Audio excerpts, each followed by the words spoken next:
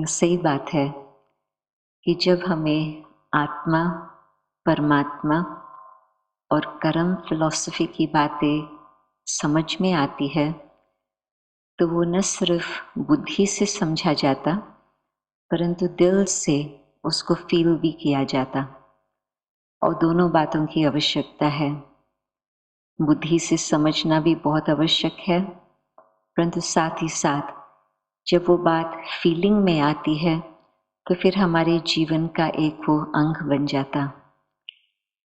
यदि सिर्फ बुद्धि तक बात रहती, तो हो सकता है कि कुछ डिस्कनेक्ट हो जाए और सिर्फ थियोरी में ही वो बात रहे। परंतु जब फीलिंग में आती है, तो फिर हम कहेंगे कि हाँ, कदम कदम पर जीवन में उसका हम प्रयोग कर रहे हैं। तो जब मुझे पहले आत्मा की पहचान मिली, और शब्दों में कहने में तो बहुत सिंपल बात है, हम मानते हैं कि आत्मा है ज्योति स्वरूप बिंदु, और उसका निवास स्थान यहाँ प्रकृति के बीच। न सिर्फ माताएं बिंदी लगाती, परंतु कोई भी मंदिर में जाएंगे, कुछ ऐसे स्थान पर जाएंगे, तो यहाँ पर तिलक लगाएंगे, क्योंकि उसका निशान कि आत्मा का निवास स्थान यहाँ।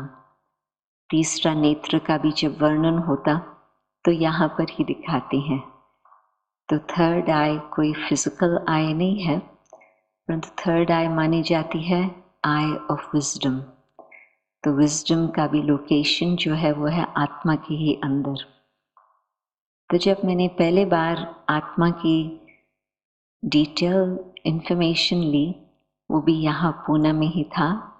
न केवल मेरा फिजिकल जन्म पूना में रहा, परंतु स्पिरिचुअल जन्म भी दादी जानकी के द्वारा पुणे में ही रहा।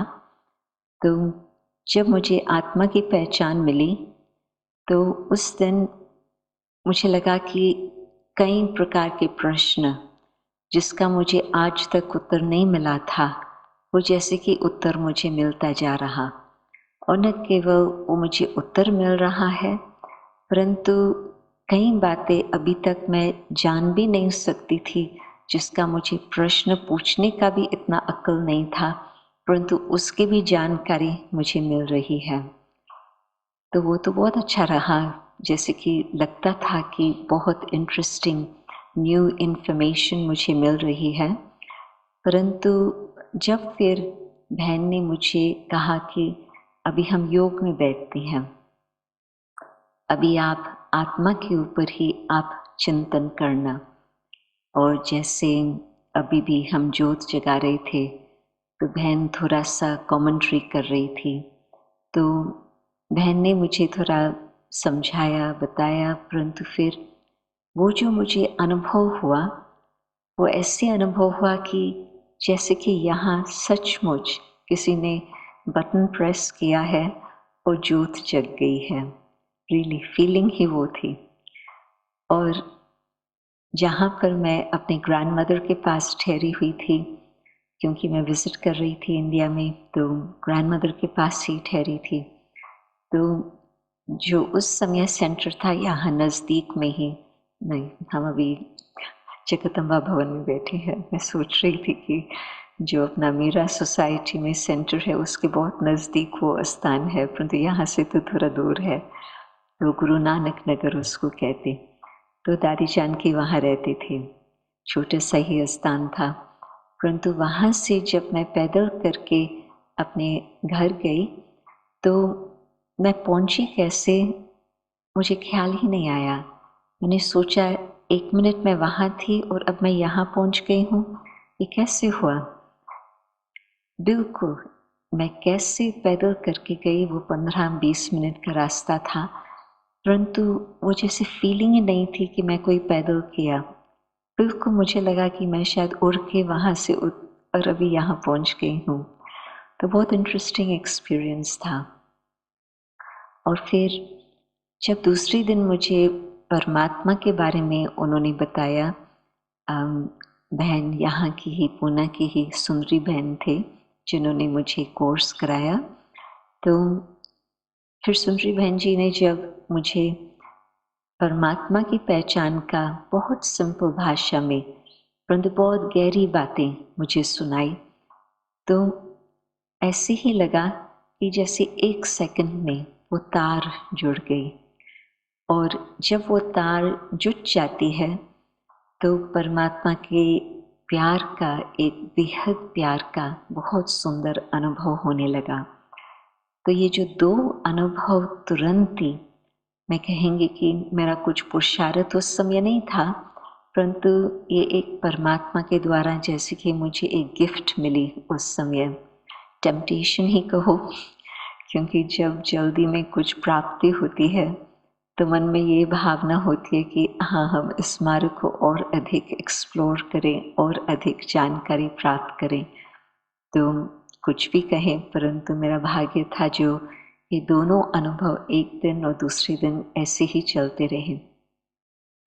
और फिर उसके बाद जैसे ही कर्म फिलॉसफी की भी बातें मुझे समझ में आने लगी, तो वो भी एक अंदर की बिल्कुल फीलिंग थी कि ये जो बातें मैं सुन रही हूँ जैसे कि वो सत्यता की बातें हैं और मुझे दिल को लग रही है। क्योंकि कर्म फिलॉसफी की थियोरी तो लोग भिन्न भिन्न प्रकार से उठाते हैं। सिंपल बात को उठाओ तो ये कहेंगे कि जैसा बीज वैसा फल, परंतु उस बात में कई कॉम्प्लिकेशंस आ जाती और कई लोग अपने अपने कुछ कुछ बातें ऐड कर लेते हैं। परंतु जो बाबा का ज्ञान है, ब्रह्मा कुमारीज को जो हम सीखते हैं, सिखाते हैं, तो उसमें बिल्कुल clarity, no complications, no issues. तो ये तीन बातें जैसे ही समझ में आई तो जो फीलिंग्स आई उससे आत्मा को लगा कि मुझे और आगे इस रास्ते पर ज़रूर चलना है। और कुछ थोड़े समय के अंदर ही मैंने अपने जीवन का फैसला किया, 6 सप्ताह के अंदर टू बी एग्जैक्ट।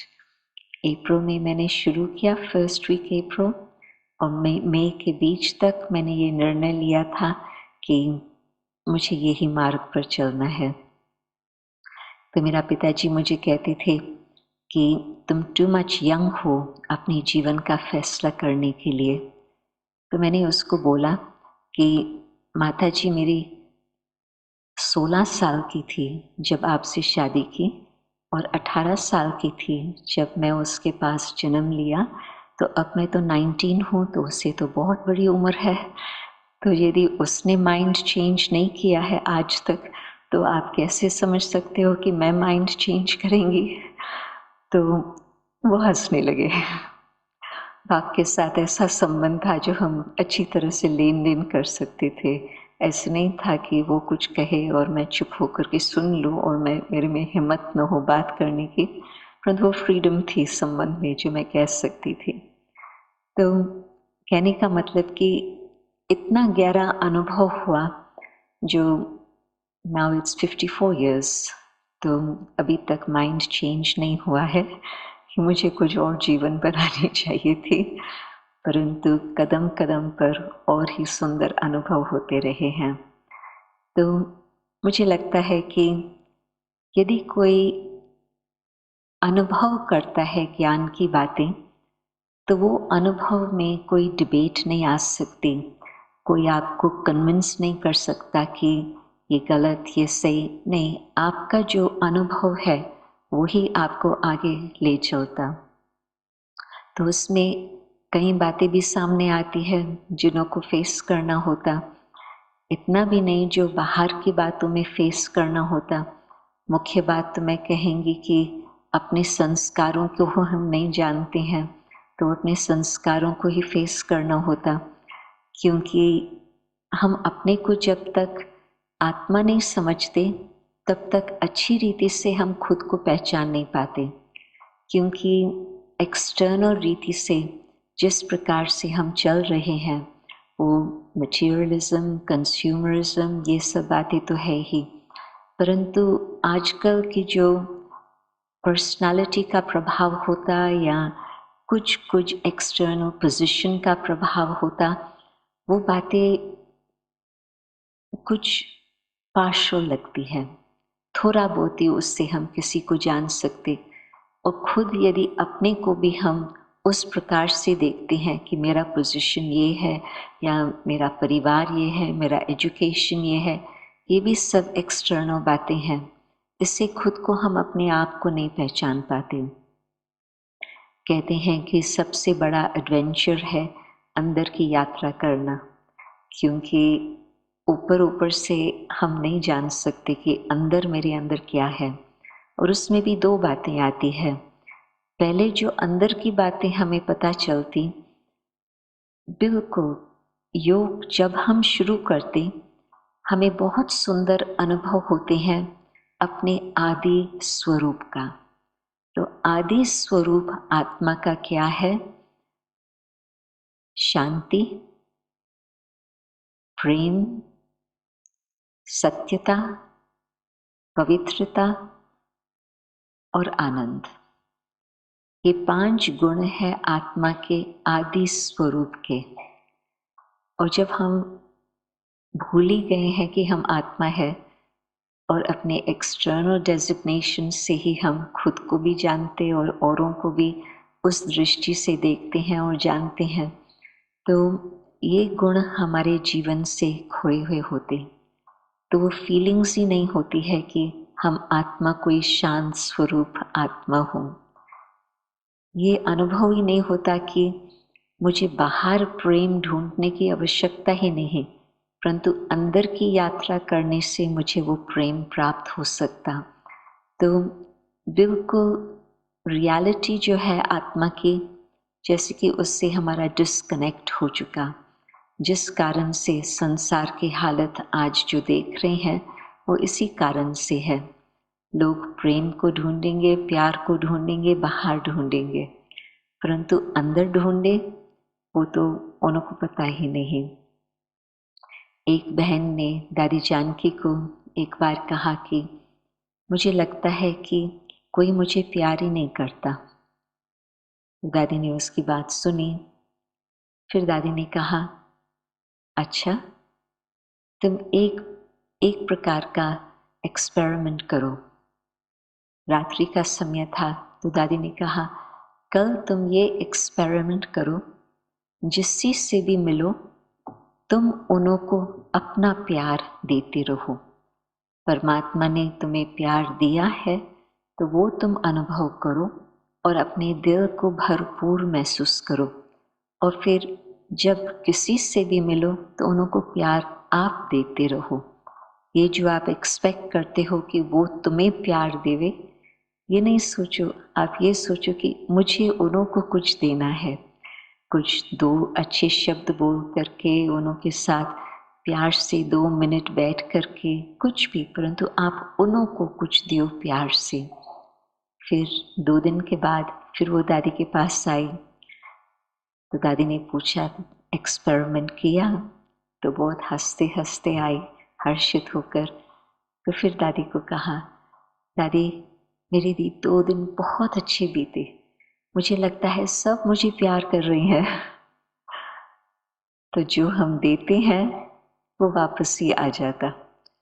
तो जबकि ये भी फीलिंग आती कि हाँ देते जाओ और ही आत्मा भरपूर होती रहेंगी, तो ये सही बात है कि लेने में इतनी खुशी नहीं होती जितनी कि देने में, क्योंकि देते जाओ और वो वापस कहाँ आएगा? बूमरैंग है, एक्शन रिएक्शन का हिसाब है। कुछ आप वहाँ छोड़ो वो वापस आपके पास ही आ जाए। तो जब हर बात का अनुभव होता तो फिर उससे जो जीवन परिवर्तन होती, एक बहुत सुंदर अपनी जीवन बन जाती। तो योग में, मेडिटेशन में पहले तो ये अनुभव होता कि खुद आत्मा का आदि स्वरूप क्या है और परमात्मा द्वारा हमें क्या क्या प्राप्ति हो रही। फिर थोड़ा और आगे चलते हैं तो ये भी पता चलता कि इतने जन्मों से हम अपने आप को भूले हुए हैं। एक जन्म की फॉरगेटफुलनेस की बात नहीं है, कुछ जन्मों से हम अपने आप को भूल गए हैं। जिस कारण से द्वापर से भी कलयुग आकर के पहुंचा है। तो उस हिसाब से जो कुछ अंदर आत्मा में वो आदि संस्कार है वो अलग बात, परंतु जो रीसेंट संस्कार है हमारे वो तो कुछ और ही है। तो वो भी सारा जो इम्प्योरिटीज है वो हमें सारे उस किचरे को भी फेस करना होता, उसको हम इग्नोर नहीं कर सकते। हाँ मैं तो शुद्ध आत्मा हूँ, मैं तो पवित्र आत्मा हूँ, बस पहुँच गए, नहीं। अनुभव है कि हाँ आदि में मैं ऐसे आत्मा थी, परंतु ये जो बीच का समय बीता है उसमें जो जो अनुभव किए हैं उसकी भी छाप आत्मा के ऊपर लगी हुई है। तो जब वो निकल आती है तो फिर उसके लिए हम कहेंगे कि हाँ उस समय परमात्मा में विश्वास रख करके फिर भी उसके श्रीमत अनुसार डायरेक्शंस पर चलते, योग लगाते, जो भी और संस्कार बीच वाले हैं उसको भी हम समाप्त कर सकते। हर बात का सीजन होता है। आप आउट ऑफ सीजन कुछ भी खाएं उसमें वो खुशी नहीं होती, वो टेस्ट नहीं होता जैसे कि सीजन वाला फल। विदेश में ग्रीन हाउसेस का बहुत सिस्टम चलती है, यहाँ तो मुझे इतना मालूम नहीं, परंतु वहाँ तो आप अभी न सिर्फ समर में स्ट्रॉबेरीज खा सकते परंतु विंटर में भी स्ट्रॉबेरीज मिलते हैं, परंतु जो विंटर में स्ट्रॉबेरीज आपको मिलेंगे इतनी टेस्टी नहीं होंगी। तो सीजन अनुसार जो बात होती उसका एक और टेस्ट भी होता, कुछ आनंद भी होता। तो समय अनुसार जब आत्मा द्वापर और कलयुग से पास होकर के यहाँ तक पहुँची है और हम मानते हैं कि कलयुग के बाद फिर क्या होगा, बहन जी बता रहे थे स्वर्णिम भारत। तो हम मानते हैं कि कलयुग के बाद अवश्य ही फिर सतयुग आएगा। जिस तरह से दिन और रात का खेल चलता या जिस तरह से एक सारे वर्ष में सीजन्स का साइकिल चलता, कोई भी बात आप नेचर का देखेंगे, नेचर में स्ट्रेट लाइन कहाँ पर भी आपको नहीं प्राप्त होंगी, सब कुछ सर्कल होता, छोटा सर्कल हो बड़ा सर्कल हो कोई भी प्रकार का साइज का हो, परंतु दैट्स अ सर्कल। तो इस तरह से जो विश्व की भी स्थिति है वो एक सर्कल में घूमती है। तो आज तो हम देख रहे हैं कलयुग के अति डार्कनेस का समय चल रहा, परंतु उसके बाद हमें ये विश्वास है, सिर्फ उम्मीद नहीं है पर ये पूर्ण विश्वास है कि उसके बाद फिर से सतयुग आएगा। परंतु सतयुग तब आएगा जब हम अपन में परिवर्तन करेंगे तो ही फिर सतयुग आ सकता, नहीं तो सतयुग कोई आकाश से नीचे नहीं आने वाला है, परंतु हम सबके परिवर्तन से ही वो आएगा।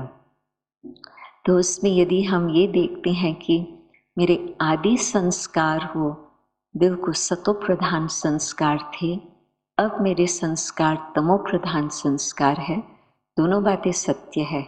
ऐसे नहीं कि आत्मा सदा ही सतो प्रधान रहती, नहीं थी और अब कुछ और है, परंतु फिर से वो सतो प्रधानता की ओर हम जा सकते और हम अपना आज ज्ञान और योग को समझ करके फिर से वो पुरुषार्थ करके हम सतो प्रधान बन सकते। तो ये एक खुद में विश्वास की भी बात होती, आत्मा का अनुभव किया, आत्मा का आदि स्वरूप का अनुभव किया और अभी फिर जांच करके देखते हैं कि हाँ पांचों ही विकार हर आत्मा के अंदर व्यापक है। कहते हैं कि भगवान सर्वव्यापी है और हम कहेंगे परमात्मा की याद सर्वव्यापी है। परमात्मा तो परम धाम निवासी है, परंतु सर्वव्यापी है माया, राइट? कौन मानता है कि माया आज सर्वव्यापी है? माया का मतलब इल्यूजन। आज कौन सा समय चल रहा? Post truth. सत्यता का समय था, परंतु 2016 में एक नया शब्द आया अपने सबके डिक्शनरी में, पोस्ट ट्रूथ। और आज कितना फेक न्यूज़ चल रहा। कोई भी बात आप वीडियो में देखेंगे, आपके व्हाट्सएप में आएंगे या कभी यूट्यूब में भी देखेंगे, और यदि कुछ उसमें अजीब गरीब बात है, तुरंत आपके मन में प्रश्न आएगा, इज इट रियल? थोड़ा समय पहले, करीब 2 सप्ताह पहले की बात है, एक फोटोग्राफ आया और उसके साथ समाचार आया, वो कई स्थानों पर वो घूमा, और वो था कि अंटार्कटिका में एक बहन सफ़ेद साड़ी वाली, वो एक शिव बाबा का झंडा लेकर के वहाँ खड़ी है और उस पर लिखत आई है, first Shiv Baba flag in Antarctica. तो मेरे पास तो तुरंत ये प्रश्न आया, इज इट फेक न्यूज़? परंतु फिर जब मैंने उसका नाम पढ़ा तो मैंने उसे कांटेक्ट किया। वो सैन फ्रांसिस्को में रहती, तो उसके साथ फिर बातचीत चली। It wasn't fake news, it was real. वो एक्सपीडिशन में गई हुई थी अपने पति के साथ, और उसको वो अर्जेंटीना में गए सैन फ्रांसिस्को से, और वहाँ पर जो अपनी दूसरी बहन है, उन्होंने उनको उमंग दिलाया कि आप जा रहे हो, ये शिव बाबा का बड़ा झंडा लेके जाओ। तो उन्होंने पहले तो सोचा कि कैसे होगा, परंतु उन्होंने कहा ठीक है, हम ट्राई करेंगे। फिर जब शिप में थे, शिप जर्नी थी अर्जेंटीना से अंटार्कटिका की, तो तब तक उन्होंने फ्रेंडशिप बना ली थी कईयों के साथ, और जो एक्सपीडिशन लीडर है उन्हों के साथ भी बातचीत की। तो उन्हों को बहुत उमंग आ गया कि हाँ, ये कोई धर्म का प्रचार नहीं है, परंतु ये जो लाइट का प्रतीक है, it's fine, everybody can agree with this.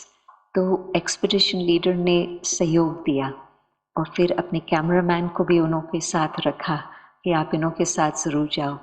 फिर नेक्स्ट था कि वो सोचे कि ठंडी है परंतु मैं साड़ी में जाऊँ, तो उसको संकल्प आया कि हाँ, मुझे साड़ी में ही जाना है, वाइट साड़ी में। तो फिर वो सब बातें आकर के इकट्ठी हुई और फिर वो फोटो निकला। तो रियल बात को भी जब कोई इस प्रकार से कुछ नई बात होती, फर्स्ट क्वेश्चन तो आता है, इज इट ट्रू और इज इट फॉल्स? संसार की हालत ये हो गई है।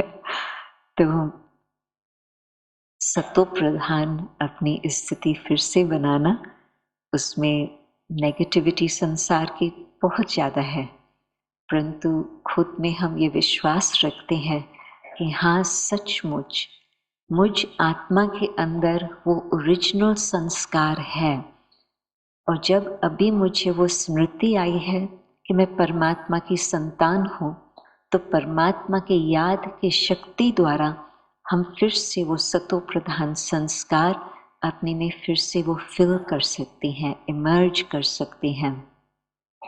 तो पहले वो फीलिंग और फिर फीलिंग, परमात्मा के साथ संबंध रखें, उसका प्यार लेवें, और उस प्यार की शक्ति से, उस हिम्मत से फिर जो अपने नेगेटिव संस्कार है, जो तमो प्रधान संस्कार, रजो प्रधान संस्कार, उन्हों को फेस करके उन्हों को हम योग की शक्ति द्वारा उन्हों को मिटा सकते।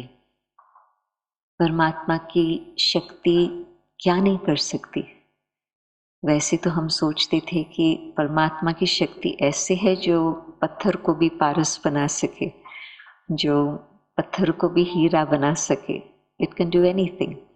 परंतु उससे फायदा क्या? परंतु परमात्मा की शक्ति वो शक्ति है जो तमो प्रधान आत्मा को फिर से सतो प्रधान बना सकती, और परमात्मा की शक्ति वो शक्ति है जो पत्थर बुद्धि को पारस बुद्धि बना सकती। परमात्मा की शक्ति वो शक्ति है जो हमारे जीवन जो कोड़ी मिसल बन गई है, वो हीरे समान बन सकती। तो परमात्मा की शक्ति क्या नहीं कर सकती? परंतु प्रैक्टिकल जीवन में हम वो जब ये बातें अनुभव करने लगते हैं, तो हाँ, फिर तो लगता है कि हाँ, सचमुच सत्य कोई ज़्यादा दूर नहीं है, दूरी के